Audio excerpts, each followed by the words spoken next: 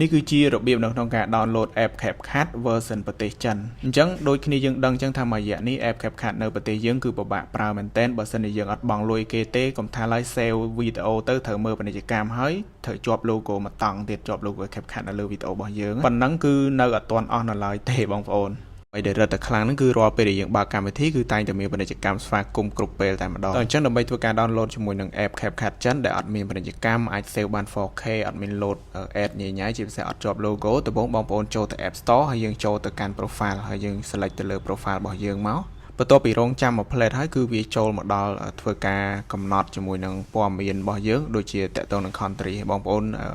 អាច scan មុខមួយបាននៅត្រង់កន្លែងហ្នឹងនៅត្រង់កន្លែងនេះបងប្អូនគ្រាន់តែចុចចូលនៅ function ដែលមានឈ្មោះថា country ឬក៏ប្រទេសហ្នឹងឯងបាទអញ្ចឹងបើសិនជារបស់យើងនៅ Cambodia នៅអីអញ្ចឹងបងប្អូនចុចចូលទៅកន្លែងហ្នឹងទៅបន្ទាប់មកយើងធ្វើការអូសទៅក្រោមបាទទៅរកប្រទេសមួយដែលមានឈ្មោះថា China Mainland អញ្ចឹងនេះគឺជាប្រទេសចិនហើយអញ្ចឹងបងប្អូនចុចចូលទៅកន្លែងហ្នឹងទៅដល់នេះគឺយើងយក agree and change country តាមដែលគេសួរអញ្ចឹងមកហើយបន្ទាប់នេះធ្វើការចុច continue មកអានេះគឺព័ត៌មានបន្ថែមបងប្អូនអាចអានបានបន្តមកទៀតចូលមកដល់កន្លែងនេះគឺអក្សរចិនហើយអញ្ចឹងបងប្អូនអាចចុច agree នៅខាងលើផ្នែកខាងស្ដាំបានបាទបន្ទាប់មក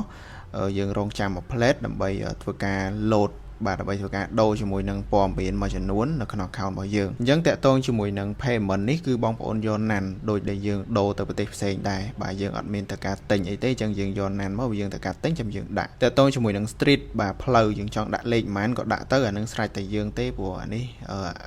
តាក់ទងជាមួយនឹងនៅក្នុងហ្នឹងក៏គេអត់ទាមទារអីលក្ខណៈថាច្បាស់លាស់ 100% ពេកដែរហើយចំណែក postcode បងប្អូនដំបូងបងប្អូនត្រូវរើសខេត្តមួយសិនមកយកកន្លែង province នៅខាងក្រោមឬក៏ district ហ្នឹងយើងយកហៃណានឬក៏យកខេត្តណាក៏បានដែរបងប្អូនហើយយើងយកតាក់ទងជាមួយនឹង postcode ហ្នឹងគឺយើងយកទៅតាមខេត្តហ្នឹងទៅអញ្ចឹងឧទាហរណ៍ថាដូចហៃណានអញ្ចឹងគឺលេខ postcode របស់វាគឺ571 700អញ្ចឹងទៅហើយតាក់ទងជាមួយកន្លែងនេះគឺយើងអាចដាក់ហើយណានេះដូចគ្នាចឹងមកកន្លែងប្រទេសគឺវា select auto បើយើង select តាំងពីដើមមកចុងក្រោយគឺតាក់ទងជាមួយនឹងលេខទូរស័ព្ទអញ្ចឹងនៅប្រទេសចិនដូចបងប្អូនដឹងអញ្ចឹងគឺបូក86អញ្ចឹងបងប្អូនទៅសេ86ក្បាលហើយខាងក្រោយយើងដាក់67លេខហើយចុចដានទៅតែប៉ុណ្្នឹងគឺជាការស្រេចគឺជាការរួចរាល់ហើយបងប្អូន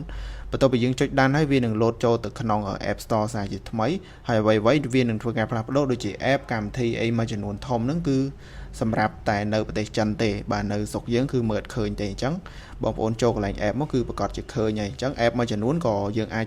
មើលឃើញ app មួយចំនួនក៏អត់ទេសម្រាប់ app ដែលលក្ខណៈ global ឬក៏តាមប្រទេសអីចឹងណាដើម្បីធ្វើការ download ជាមួយនឹង CapCut version ចិនបងប្អូន search អក្សរអង់គ្លេស CapCut ដូចគ្នាមកដូចតែយើង search នៅខ្មែរយើងដែរបន្ទាប់មកបងប្អូននឹងឃើញ logo CapCut ពណ៌ខ្មៅមួយប៉ុន្តែឈ្មោះវាគឺជាភាសាចិនអញ្ចឹងបងប្អូនគ្រាន់តែធ្វើការចុច download ធ្វើការ scan មុខឬក៏វាយ password អញ្ចឹងទៅតាមទូរស័ព្ទរបស់បងប្អូនផ្ទាល់បាទបន្តមកទៀតនៅត្រង់កន្លែងនេះគឺយើងធ្វើការចុច OK មួយមកហើយចាំបន្តិច